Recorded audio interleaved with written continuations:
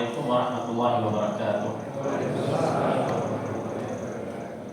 Alhamdulillahirabbil alamin. Wa shalli wa sallim ala al-mab'uts rahmatan lil alamin.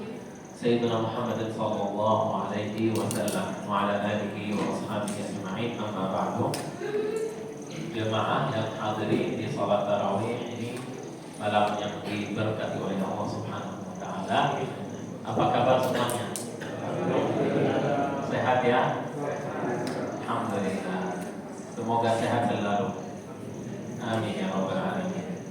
Berkenal dulu, nama saya Uday Al-Akhras. Saya dari Palestina, lahir di Gaza. Tahu Gaza? Tidak tahu?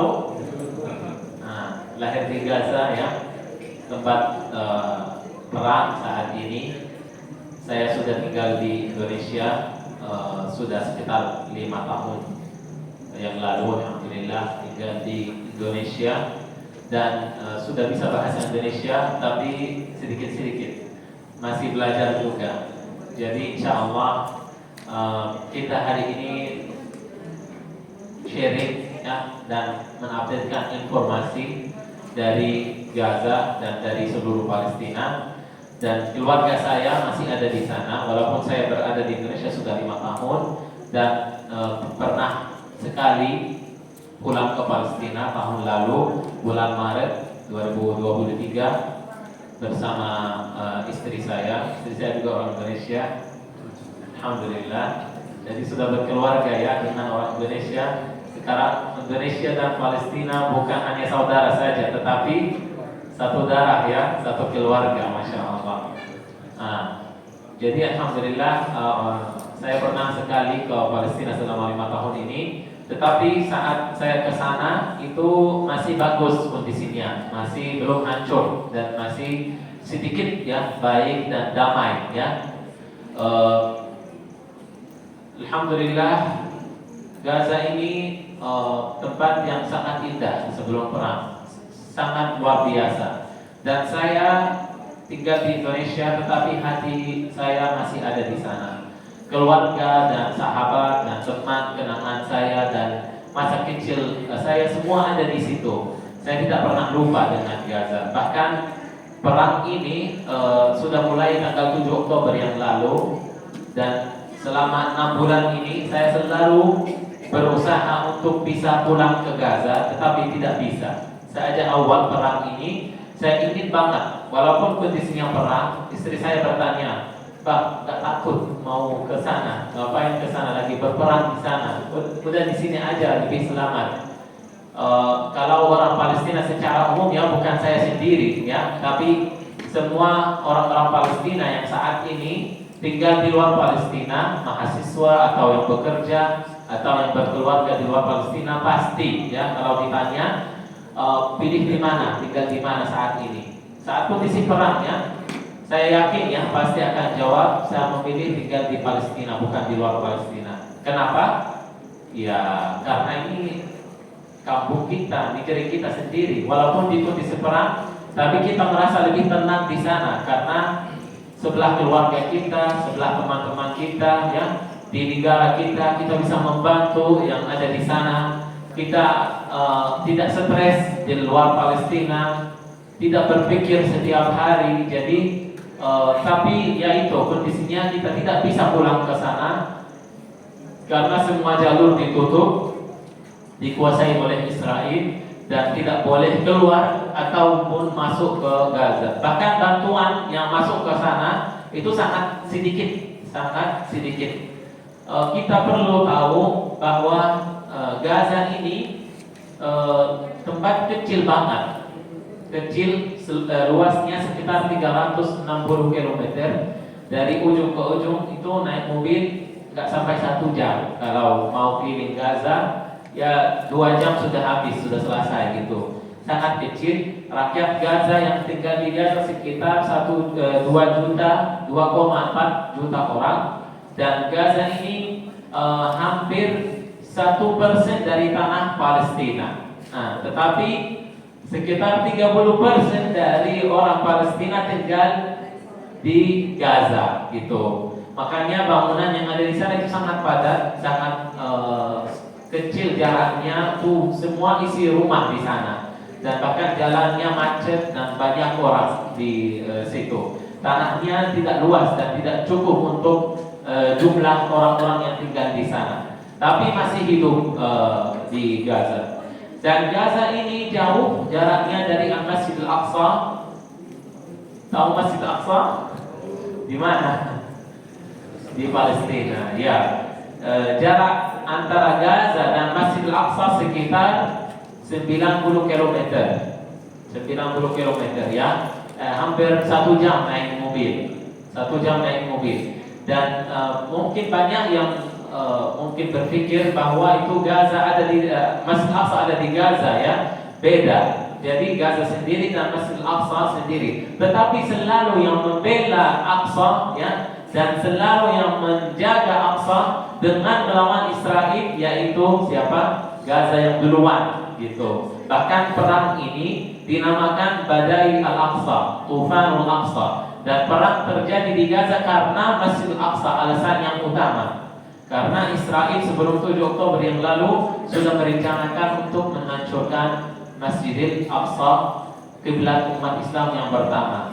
Allah Subhanahu wa taala berfirman di dalam Al-Qur'an Karim, A'udzu billahi minasyaitonir rajim.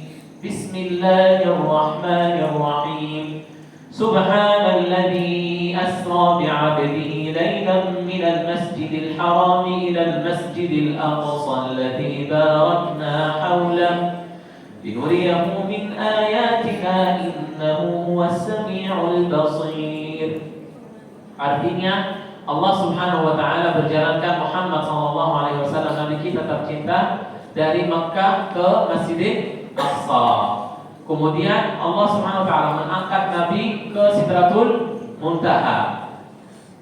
Bertemu dengan Allah Subhanahu wa taala di langit yang ke-7, kemudian diturunkan ya, nabi kita diturunkan ke Masjidil Aqsa sekali lagi. Tetapi turun ke Masjidil Aqsa bukan sendiri, tetapi turun bersama para nabi-nabi, seluruh nabi-nabi yang dari Adam sampai Ibrahim, Ismail, Nuh, Idris, Musa, Isa, Yusuf, Yunus, semua para nabi-nabi turun bersama nabi kita Muhammad SAW ke Masjidil Aqsa dan bersalat jamaah di Masjidil Aqsa yang menjadi imamnya siapa? Rasulullah Muhammad SAW. Dan cerita Isra wal Mi'raj ini, salat ini jamaah bersama nabi-nabi terjadi hanya sekali selama Allah Subhanahu wa taala menciptakan bumi. Selamanya tidak pernah berkumpul. Tidak pernah berkumpul para nabi-nabi di mana di tanah Allah Subhanahu wa taala kecuali di Palestina di cerita Al-Isra dan Mi'raj. Dan Allah Subhanahu wa taala berkati tanah Palestina. Dan ini hikmah buat kita sebagai umat Islam bahwa Palestina ini bagian dari akidah kita, bagian dari iman kita, bagian dari tauhid kita kepada Allah Subhanahu wa taala. Al-Masjidil Aqsa dan tanah Palestina bukan memiliki orang Palestina saja dan bukan memiliki orang Arab saja, tetapi memiliki seluruh umat Islam. Semua umat Islam bertanggung jawab atas kejadian di Masjidil Aqsa dan tanah Palestina, apalagi saat ini masih dijajah oleh Israel, seperti yang kita lihat setiap hari bagaimana Israel masuk ke Masjidil Aqsa dan melarang ya orang Palestina, tidak berbolehkan orang Palestina atau orang Muslim masuk ke area Masjidil Aqsa kecuali orang-orang yang tertentu dan harus dapat izin dari Israel. Bahkan saya orang Palestina dan lahir di Palestina, KTP saya, paspor saya, keluarga saya semua Palestina ya. Dan jaraknya Masjidil Aqsa dari rumah saya sekitar 1 jam, tapi hingga saat ini saya belum bisa sholat di Masjidil Aqsa, walaupun 2 rakaat belum bisa, dan belum bisa melihat Masjidil Aqsa secara langsung karena terblokir ya. Anak-anak muda, semua anak-anak muda di Palestina yang di bawah usia 60 tahun dilarang dan tidak boleh masuk ke area Masjidil Aqsa. Makanya itu mimpi saya yang besar, tauhid saya yang besar. Saya berharap dan mendoakan selalu kepada Allah Subhanahu wa taala Semoga saya dan jemaah yang hadirin bisa sholat di Masjidil Aqsa di satu hari nanti. Amin ya rabbal alamin. Karena Masjidil Aqsa sholat di dalamnya seperti 500 sholat di masjid yang biasa, ya. Dan Masjidil Aqsa ini merupakan kiblat umat Islam yang pertama. Allah Subhanahu wa taala perintahkan sholat kepada nabinya, lalu Nabi menghadap, Nabi kita sallallahu alaihi wasallam ketika sholat, ya, menghadap ke Masjidil Aqsa selama 16 bulan, ya, 16 bulan. Masjidil Aqsa menjadi kiblat umat Islam pertama. Dan lalu Allah Subhanahu wa taala perintahkan di Al-Qur'an Al-Karim di surat Al-Baqarah, "Fawalli wajhaka syatral Masjidil Haram." Allah Subhanahu wa taala perintahkan kepada Nabi untuk mengganti, ya, kiblat kepada Masjid Haram di Mekah sampai hari kiamat. Tapi itu ada pesan sebenarnya. Allah menjadikan Masjidil Aqsa kiblat umat Islam pertama. Ada hikmah dari situ yang kita harus tangkap. Ini ada nilai dari Allah Subhanahu wa taala kepada umat Islam bahwa masjid kita yang diberkati oleh Allah Subhanahu wa taala selalu harus ada di hati kita. Bahkan Masjidil Aqsa ini saudaranya Al-Masjidil Haram di Mekah. Allah Subhanahu wa taala sebut di surat Al-Isra ayat 1 yang tadi kita baca di sholat tarawih, "Masminal Masjidil Haram ila ke Al-Masjidil Aqsa alladzi barakna haula." Antara Masjidil Haram dan Masjidil Aqsa hanya satu kata, yaitu ke, atau di bahasa Arab ila. Jadi kita tidak boleh memisahkan antara Masjidil Haram dan Masjidil Aqsa. Tidak boleh membedakan juga. Sama bagaimana kita punya rasa ingin umrah, pergi umrah, selalu minta doa kepada Allah Subhanahu wa taala, ya Allah, panggil kita, panggil hambanya untuk bisa pergi umrah, bisa manasik, bisa melihat Ka'bah. Kita rindu banget, dan bahkan, ya, kita bisa jadi menabung bertahun-tahun supaya kita bisa berangkat umrah gitu. Kita rindu kepada Masjidil Haram di Makkah dan Masjid Nabawi di Madinah. Begitupun juga umat Islam harus punya rasa yang sama terhadap Masjidil Aqsa di Palestina. Rasulullah SAW bersabda, "La tushaddu rihalu illa li thalathati masajid." Tidak boleh bersusah payah di dalam safar, ya. Tidak boleh mengunjungi kecuali ke 3 masjid di bumi Allah Subhanahu wa taala, yaitu Masjidil Haram di Mekah, Masjid Nabawi di Madinah, dan Masjid Aqsa di Palestina. Hanya 3 masjid yang Allah sucikan, yang Allah berkati di buminya. Kenapa saya cerita tentang pentingnya Masjid Aqsa? Supaya kita tahu bahwa Masjid Aqsa ini memiliki kita seluruh umat Islam, bukan hanya bertanggung jawab orang Palestina saja, tetapi memang Allah Subhanahu wa taala memilih rakyat Palestina, ya, yang tinggal di Palestina dan area Masjid Aqsa untuk menjaga dan bertahankan tanah Aqsa walaupun di bawah penjajahan, tetapi masih orang Palestina tidak mau keluar dari Palestina dan tidak mau meninggalkan tanah Palestina, bahkan setiap hari mengorbankan diri, dan ratusan syahid, yang ratusan korban yang terjadi setiap hari.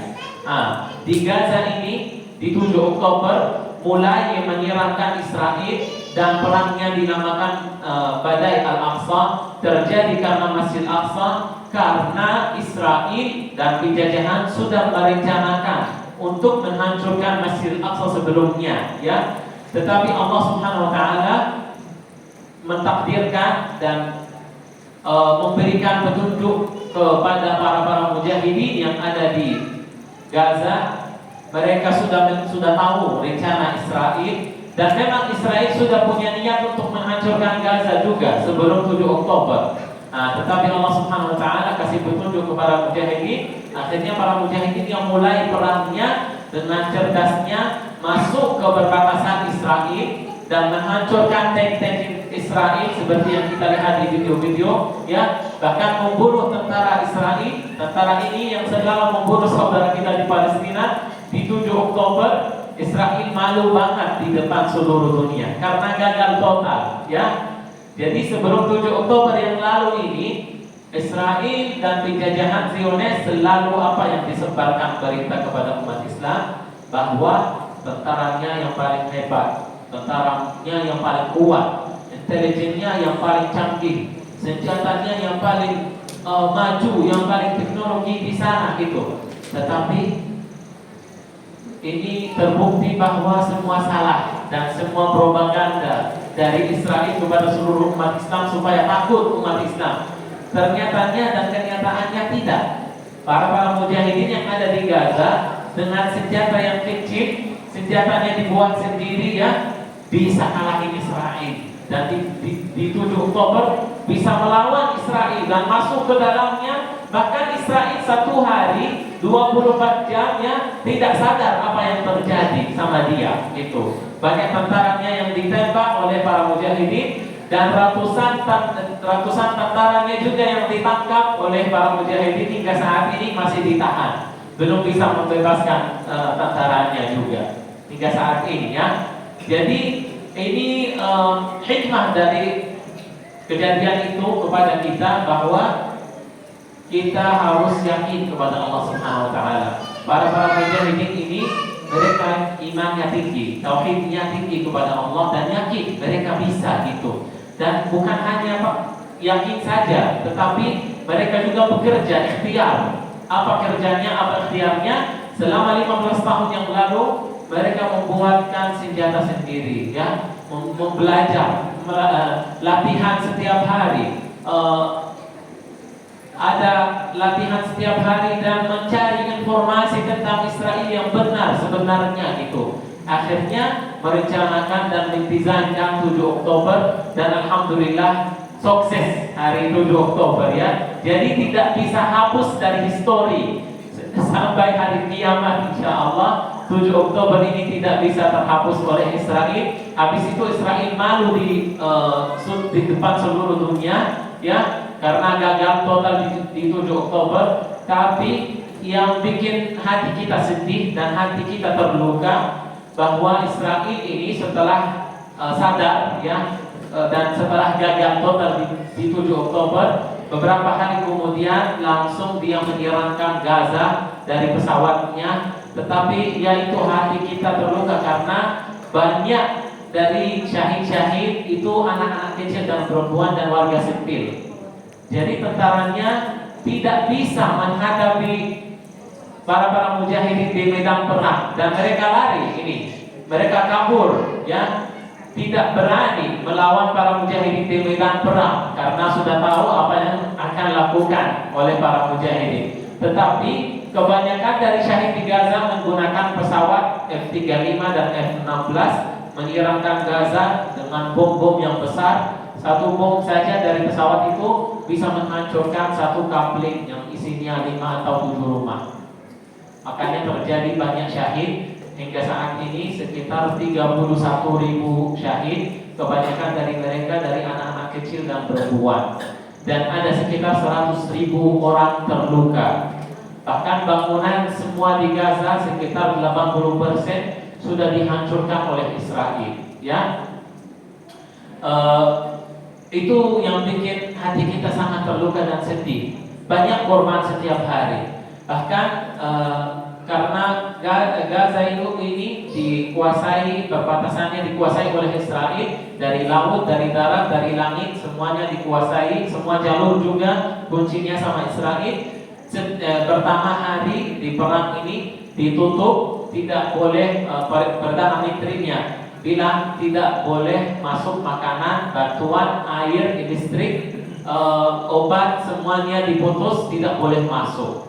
Makanya terjadi sekarang kelaparan besar di Gaza dan kekurangan makanan, kekurangan air, kekurangan obat, bahkan rumah sakit di sana sudah dihancurkan. Bahkan rumah sakit Indonesia juga kena serangan Israel dan sudah hancur, sekarang tidak aktif.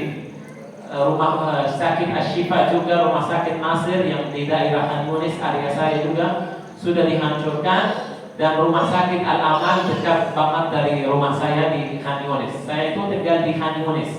Khan Yunis ini bagian Gaza Selatan. Jadi kita perlu tahu bahwa Gaza ada 5 kota di situ. Gaza Utara, Gaza City, Gaza Tengah, dan Khan Yunis dan Rafah.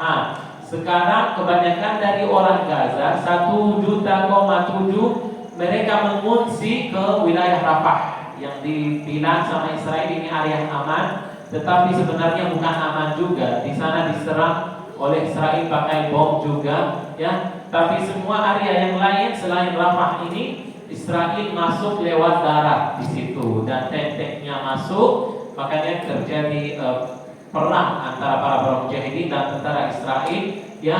Dan banyak tank yang sudah dihancurkan oleh para mujahidin di area dalam Gaza. Kondisi orang-orang yang mengungsi ke wilayah Rafah ini sangat menderita. Mereka ini tinggal di tenda-tenda, tidak punya tempat tidur, rumahnya sudah hancur, hartanya sudah diambil oleh Israel, sudah mengusir ya oleh Israel ke Rafah, bahkan usahanya sudah hancur juga. Kondisinya sangat bikin hati kita sangat sedih karena setiap 500 orang Gaza yang tinggal di Rafah ini punya satu toilet saja. Satu toilet untuk 500 orang di sana. Mau masuk toilet saja ya harus antri 2-3 jam untuk bisa dapat antri ke toilet. Ini contoh kecil ya bagaimana rasa hidup mereka. Listrik sudah selama 160 hari ini terputus, mati lampu total, tidak ada listrik sama sekali selama 6 bulan yang lalu. Bagaimana hidupnya? Ya hidupnya seperti zaman dulu. Mesin cuci nggak berfungsi, pakai tangan, ibu-ibu kasihan di sana, masak pakai kayu, dan HP nggak bisa di-charge, nggak ada sinyal, nggak ada internet. Ya lampu juga tidak bisa pakai lilin di rumah ya, kayak zaman dulu gitu. Ditambah perang, ditambah kekurangan makanan, kekurangan minuman, bahkan ada 35 orang beberapa hari yang lalu meninggal karena kekurangan makanan dan tidak ada obat juga yang bisa masuk ke sana. Lalu bagaimana bisa hidup mereka setiap hari? Makan hanya sekali setiap hari, makan sekali, dan makanannya juga yang tidak memuaskan, tidak kenyang juga, rumput-rumput atau hal-hal yang kecil, tidak punya makanan ya nasi sama yang lain-lain, itu sembako juga sangat sedikit yang masuk, sehingga terjadi sekarang kelaparan besar. Dan United Nations ya sekarang menyuarakan bahwa harus makanan harus masuk ke Gaza, dan yang masuk sekarang sangat sedikit karena dibatasi oleh Israel, diblokir. Yang masuk sekitar 100 truk setiap hari dari bantuan, dan bantuan ini tidak mencapai sekitar 10% dari kebutuhan rakyat Palestina saat ini. Kondisinya sangat menderita. Makanya kita di Indonesia alhamdulillah wajib bersyukur kepada Allah Subhanahu wa taala atas nikmat yang Allah berikan kepada kita, dan kita juga harus bertanggung jawab atas apa yang terjadi di Palestina. Kita sebagai umat Islam, innamal mu'minuna ikhwah. Umat Islam ini orang beriman bersatu dan saudara. Dimanapun, mau di Indonesia, di Malaysia, di Brunei, di Saudi, di Palestina, semua kita bersaudara di agama Islam ya. Yang mana Allah Subhanahu wa taala berkati tanah Palestina, dan Palestina memiliki kita semuanya. Kita harus berjuang untuk Palestina, karena Allah Subhanahu wa taala nanti di hari kiamat akan bertanya kepada kita semuanya, apa yang kamu sudah lakukan untuk Palestina? Apa yang kamu sudah lakukan untuk saudaramu yang sedang dijajah? Apa yang kamu sudah lakukan untuk para orang yang setiap hari mengorbankan dirinya untuk masjid Allah Subhanahu wa taala? Nah, saya kasih caranya bagaimana kita bisa mendukung Palestina.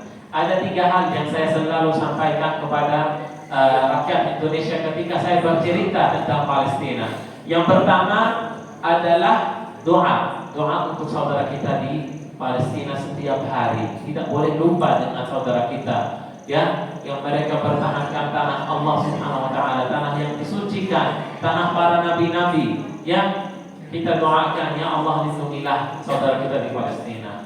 Ya Allah berikan solusi terbaik kepada saudara kita di Palestina.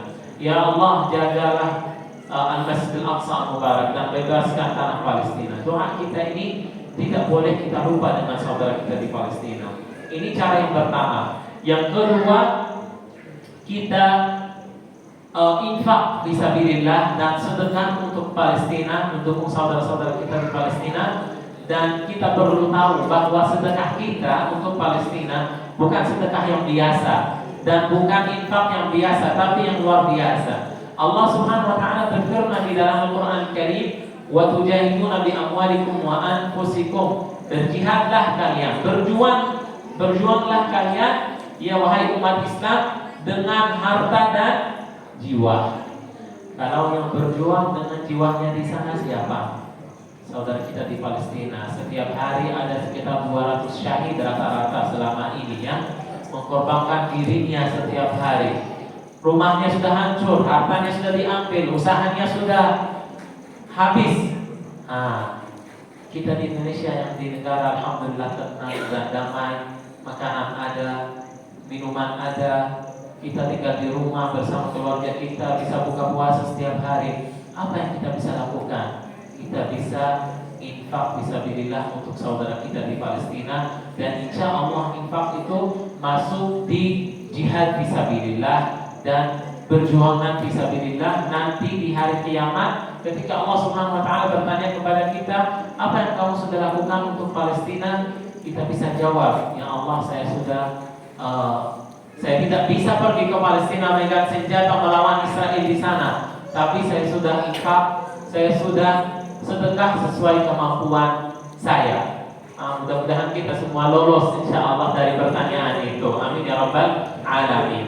Itu sesuai kemampuan masing-masing. Silahkan kalau bisa berikan yang terbaik untuk saudara-saudara kita di Palestina supaya mereka bisa bertahan lagi dan bertahankan tanah Palestina sampai merdeka insya Allah ta'ala. Ini hal yang kedua. Hal yang ketiga, dan saya tutup dengan hal ini, hal yang sangat penting juga.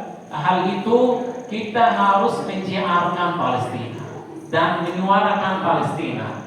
Bagaimana caranya? Caranya banyak. Kita mengajarkan kepada anak-anak kita tentang Palestina, yang menanam di otak anak kita bagaimana dia mencintai Palestina, bagaimana dia suka dengan saudara-saudaranya yang ada di Palestina. Ajarkan apa pentingnya Masjid Aqsa di dalam akidah kita. Yang kedua, kita menciarkan Palestina di dalam hidup kita. Seperti Bapak, Masya Allah, yang lagi pakai syal, dan beberapa juga yang ada di sini pakai syal Palestina.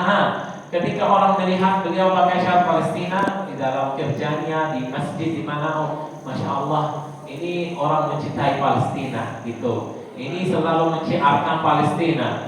Ini hal simpel banget ya, tetapi orang Palestina, dan saya sendiri ya, saya sebagai orang Palestina, ketika melihat orang seperti itu, ada yang pensinya ada bendera Palestina, di mobilnya ada bendera Palestina, dia pakai syal Palestina, hal-hal yang kecil, tapi saya sebagai orang Palestina sangat senang dan merasa, oh Masya Allah, umat Islam di Indonesia ini sangat peduli untuk Palestina dan sangat mencintai Palestina. Apalagi saudara kita yang tinggal di sana, ya, mereka lihat itu di TV, ada yang demo dan menciarkan Palestina, mereka kuat dan mereka merasa tidak sendirian menghadapi penjajahan.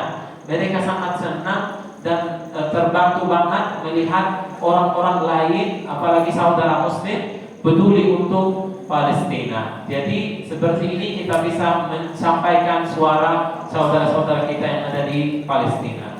Barakallahu fikum. Ini dari saya, dan pesan terakhir dari saya, terima kasih kepada rakyat Indonesia yang selalu mendukung dan support Palestina seterusnya. Barakallahu fikum wa jazakumullahu khairan katsiran. Mudah-mudahan kita segera bisa bertemu di Palestina. Amin ya rabbal alamin. Mohon maaf kalau ada salah. Barakallahu fikum. Ada hal yang mau disampaikan oleh tim. Masya Allah, ada pertanyaannya. Silahkan sebelum yang mau disampaikan oleh tim Ashar Community, kita membuka sesi bertanya dan jawab. Silahkan. Assalamualaikum. Waalaikumsalam.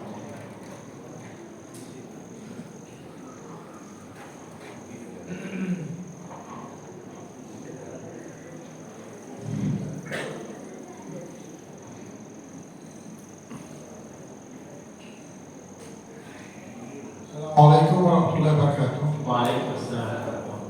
Perang di Gaza sudah berlangsung lebih dari 5 bulan, masuknya 6 bulan ke-6.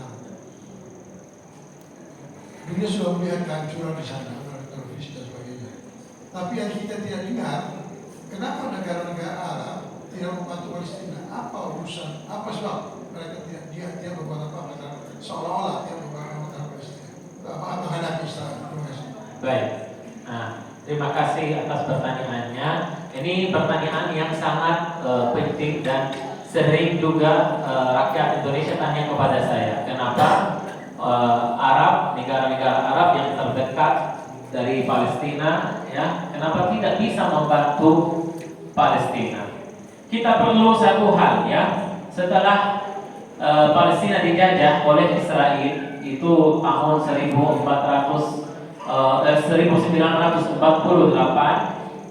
Israel memerangi negara-negara Arab yang sekitar Palestina. Tapi setelah itu kita perlu tahu bahwa Palestina itu sekitarnya ada 4 negara Arab, Mesir dan Jordan, Syria, Lebanon. Dan itu Jordan, Syria, Lebanon disebut negeri Syam sama Palestina. Kalau Mesir lain, tapi itu sebelah Palestina. Nah, setelah Palestina dijajah oleh Israel,